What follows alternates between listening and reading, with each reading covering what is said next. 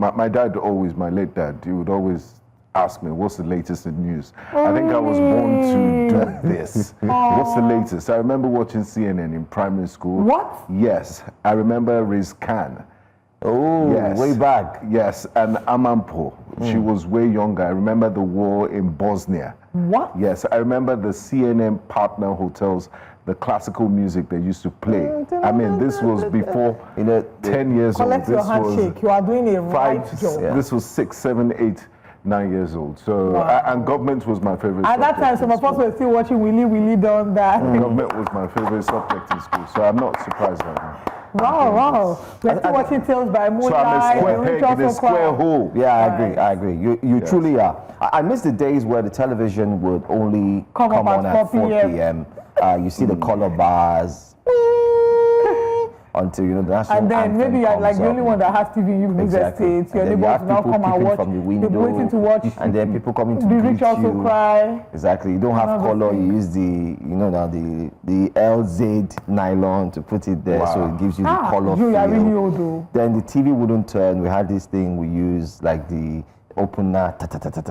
Wow. When the TV doesn't work, we give it.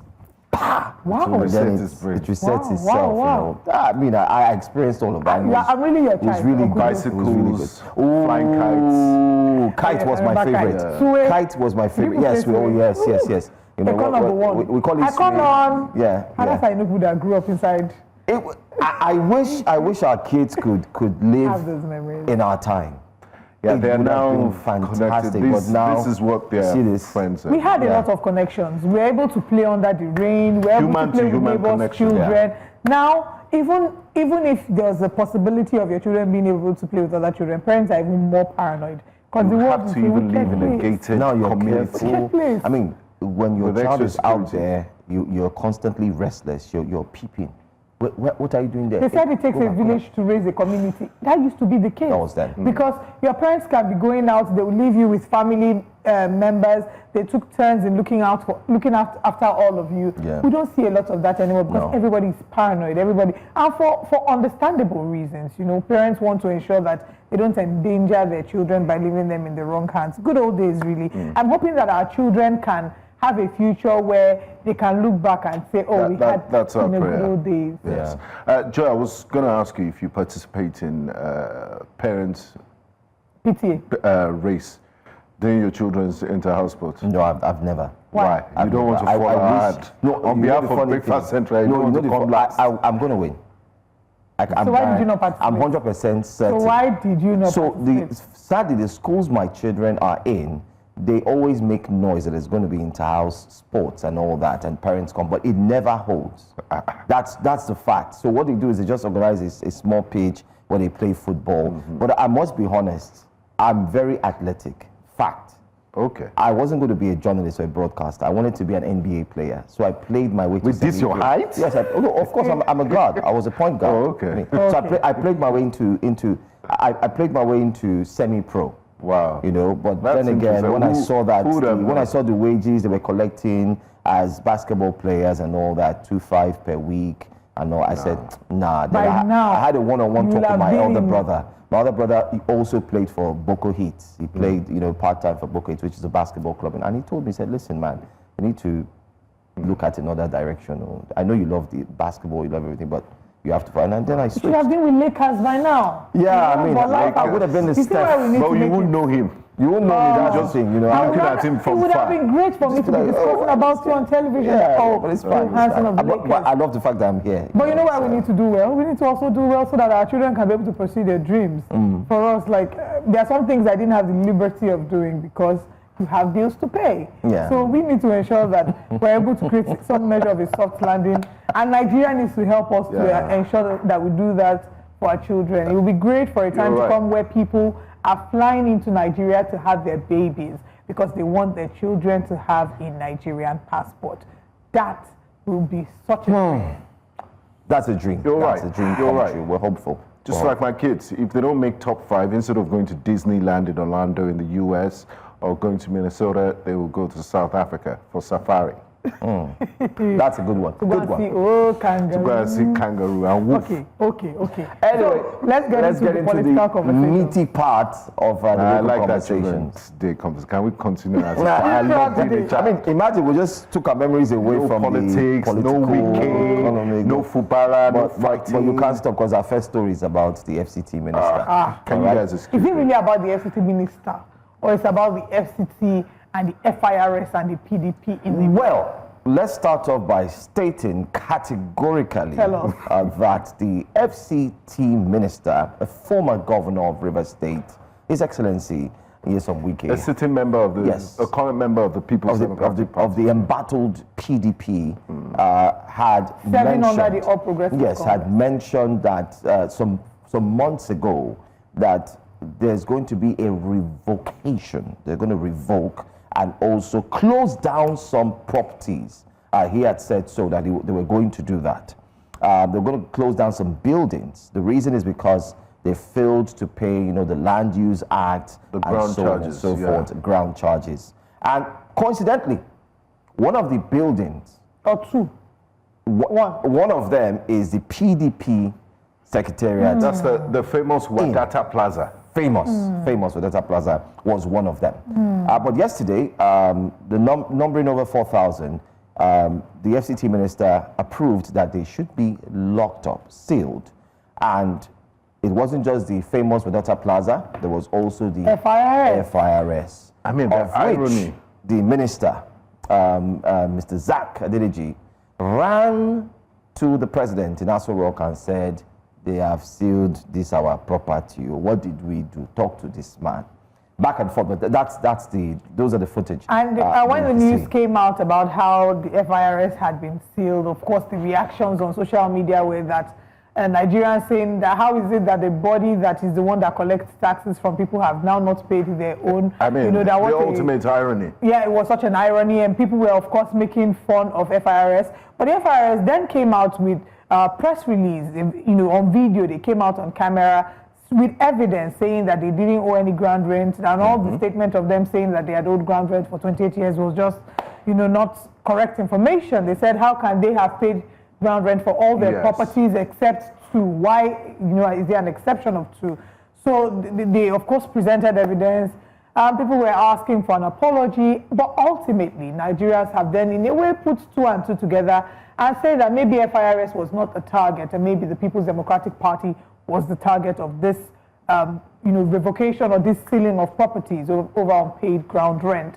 And now, in response to those, who have complained about the PDP building being shut down, Nigerians have said, when FIRS was sealed, FIRS brought out evidence to say we have paid. PDP, to bring out your own evidence to say we have paid. But you could see... But is the PDP claiming that they've paid? Well, not necessarily. I did see an interview with, PDP chieftain Bode George, where he was saying that, it's just like your family member. If your father is owning a property, how much is it? It's like 7 million. Yeah, so we could have paid this, right? That it shouldn't have been that much of a big deal. It's something that he could have sorted.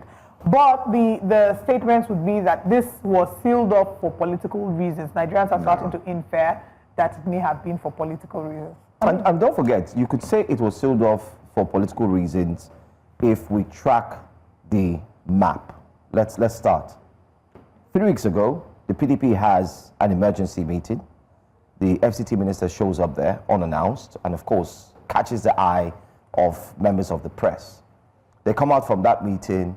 A statement is made that they are going to work towards peace. And then they put a former president of the National Assembly, Senator Bukola Saraki, to actually champion that peace movement.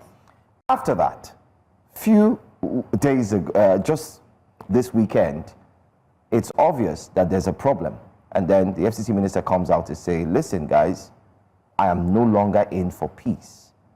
Okay? And everybody says what happens. Pointed fingers. To almost 24, not even up to 24 hours, the building. I mean, but in fairness to the FCT minister, he's on the right path. Oh, he is. I mean, no doubt. He's on the absolute right path. And he gave a notice. He did. Remember, he had mentioned this. He gave a notice. It's just coincidence that the notice period expired or elapsed at the same time where they had that falling out with the peace committee. But why would you, don't be on the side that errs. He who comes to FCT comes with clean hand. Pay your ground rent and avoid stories that simple as ABC. Look at the FIRS, very transparent. They came with press conference, came with proof and showed receipts, and we move on. But the FCT, the Federal Capital Territory Authority, also need to do their homework really well. That was very embarrassing. For them, they should give an apology to FIRS. That was not necessary. And the posturing of the PDP chairman and all of them saying, you know, this is, they felt insulted. I think we have that video they felt insulted. I could sense. Let's watch the video. Let's see if we have the video of the acting chairman of the PDP, Omar Damagum. We adjourned our meeting for today, tomorrow, 10 o'clock. This meeting is going to continue. We just set up a small committee that will give us a report tomorrow morning, and we'll continue. I will address you properly by the time we conclude our meeting tomorrow. And I want to use this opportunity to tell you that you can see, I'm sure you are aware that our office has been sealed. This is the height of irresponsibility from this government. If they are encouraging it, we are not going to take it lightly. In fact, they can come and arrest all of us. We are ready for that. But we condemn this in totality, and in the higher sense of irresponsibility, and we will not tolerate it. They are trying to mar democracy, and this is unacceptable. We condemn it, and we will make sure that they will have us content in the near future. Thank you. It's not tomorrow, 10 o'clock. We are here. Next meeting. It's next meeting. I don't think the PDP chairman was right to say that was the height of the responsibility. I mean, the FCT Territory Authority is just carrying out their constitutional duties. If an ordinary Nigerian had erred, they will do the same. Nobody is going to say, I feel a sense of entitlement here, and it's totally wrong. So why didn't you pay your ground rent? Even after the notice period, the notice was given. Way back. I mean, I think the responsibility here is on the part of the PDP for not paying their ground rent. And we're looking forward to this meeting, interestingly. Yesterday we talked about the 99th NEC meeting happening, and we're looking forward earnestly to this meeting happening yesterday so we can discuss the details of this meeting. However, reports have it that another emergency meeting held yesterday at 5:30 p.m. at the Bauchi Governor's Lodge. There were several key PDP members, some of the people you saw on the screen. The PDP, we saw Damagum, we saw Governor Adeleke, Jackson Adeleke. I like that you called the full name. Yeah, Fintiri was there, Caleb Mutfwang, a number of key dignitaries in the People's Democratic Party were there in this meeting that happened at the Bauchi Governor's Lodge, and it was said that part of the conversations were to first of all talk about the internal crisis, because before this NEC meeting happens, they have to deal with the internal disagreements happening within the People's Democratic Party. Recall that the Minister of the FCT pulled back and pulled out of this peace accord or this peace conversations. He pulled out on Sunday, pointing fingers at Makinde and at Peter Mba, and then they would then also talk about the ceiling of Wadata Plaza. Speaking of Makinde, a number of the reactions I saw on social media are that Sheyi Makinde is the one who is like a new emerging force in the People's Democratic Party. We're seeing a lot of people sort of throwing their vote of confidence behind him and saying that he's playing the game that Wike would have typically played, and that, you know, he's dismantling structures and setting up structures for himself. So if you see a number of the reactions, people are not surprised that a lot of this is happening. They're saying, and you know, it's very interesting because he used to be part of the G5 led by Jason Wike, and all of a sudden it feels like he's taking a U-turn. The G5 has broken down. Wike is now G1 by himself. G1. Right. G1, but it's fine. Let's see what will come out of this. The president has stepped in after the minister Zach Adeliji met with the president in Aso Rock. before the presentation. The president, put his foot down and said, listen, FCTA, give every single person 2 weeks. 2 weeks, 14 days, which starts counting immediately. Of course, the PDP will have their secretariat opened. The question would now be, are they going to pay the backlogs and ensure that everything is cleared so that the FCTA does not have the official reason and approval to come back and seal the space up? That's what. And this time around, there will be no begging. No, there will be not, because the president has stepped in and said, listen, do this, do that. And the president was indeed congratulated and was thanked, rather, for having played that part.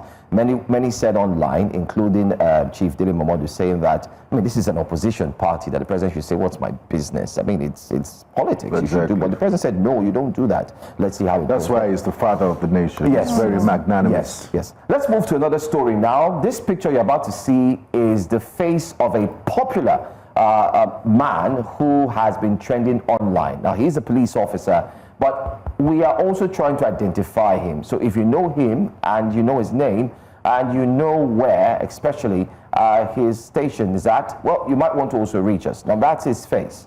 With all or due reach out to the police complaints unit. Yes.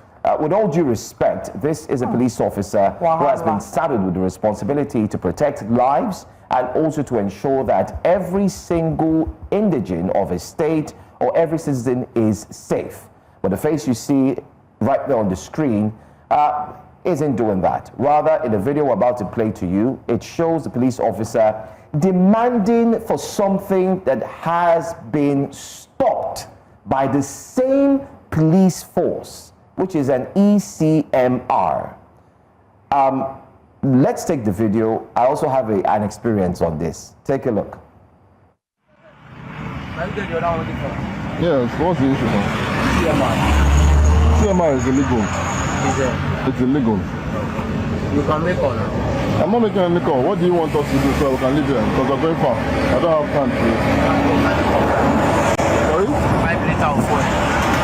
What 5 liters of fuel? What is that? There's no police station here. So what does it translate to? How much is 5 liters of fuel? That's what I'm asking you. So you want 5K from each of the cars there? Yes. You know your business. You will not do anything. You want 5K from each of us, Abi? Okay, go and give us 3 liters. We are together. What about the other person? What about the other person? My grandmama will go back. Come bring 3K, give it to him, let us leave him. No, go get 3K from him. How far? Where the 3K?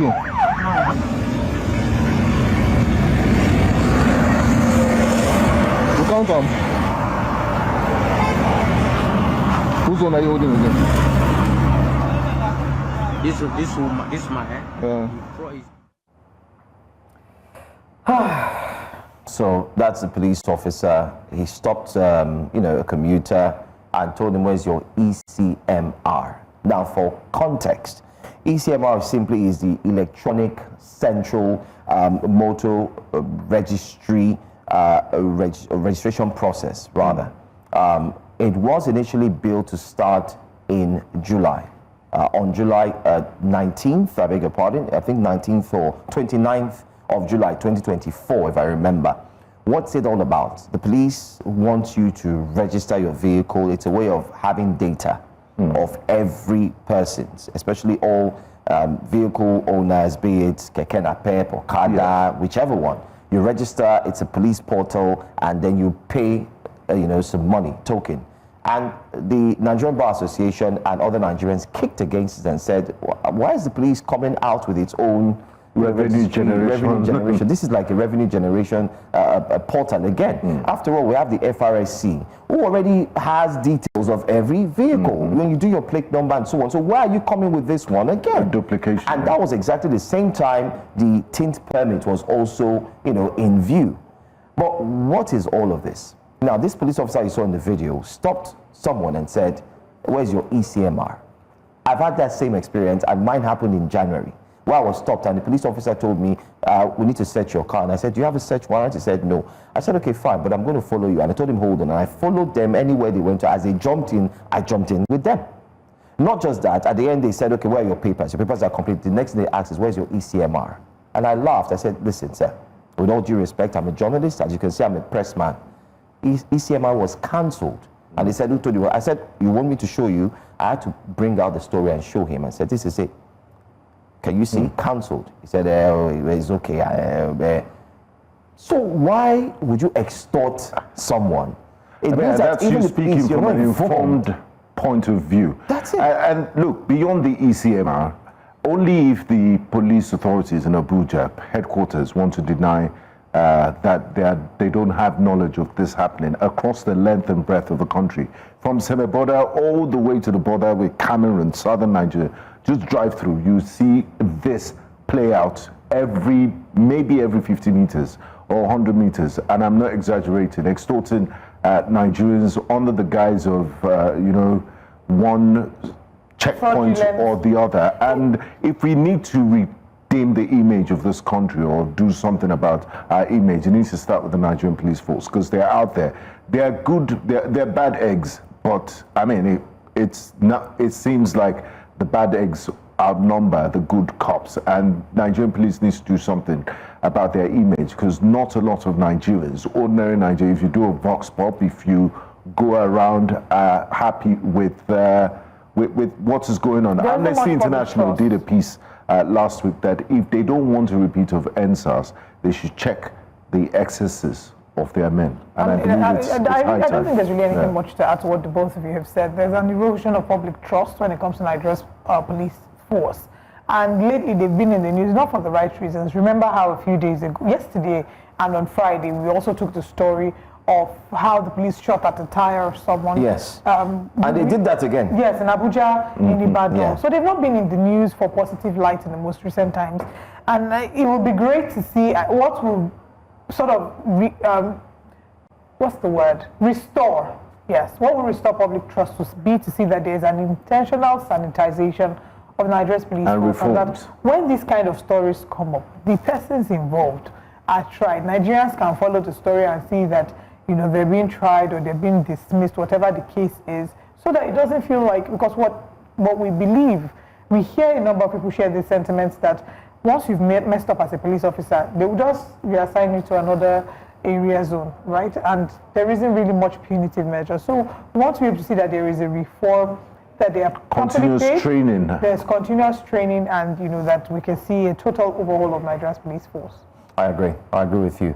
But it also behoves on every single Nigerian to bear in mind that the ECMR has been cancelled. And I think I need to put it out there. I'm also a believer that, the police officers, we know that they are underpaid. I love some of them, the way they approach you. They tell you, how are you? Please, let me have something, or let me eat something. Oh, take care of your man now, or something. It's in the manner of approach. And exactly. You say, okay, sir. Even sometimes. I mean, that's not fair. Let's be honest. You shouldn't be doing it. It's not. You shouldn't be saying that. But I'm saying if push comes to shove, no matter how bad, or like they say in pidgin English, no matter how bad as he bad, at least. But don't trick people, or don't deceive people, or don't force money out of people trying to use what has not been established. Illegal. Saying, where's your ECMR? Just because you hold a gun. What's the difference between you and a criminal? If you're extorting them under false pretense or something. Right. Okay. Anyway, that's all the stories we're going to take this morning on Wake Up Conversations. Today promises to be very, very interesting. We do have some of the kids in the house. They will be talking with us, and I bet you want to find out what they would be talking about. Aside that, we have a very interesting conversation to look into, many, as it were.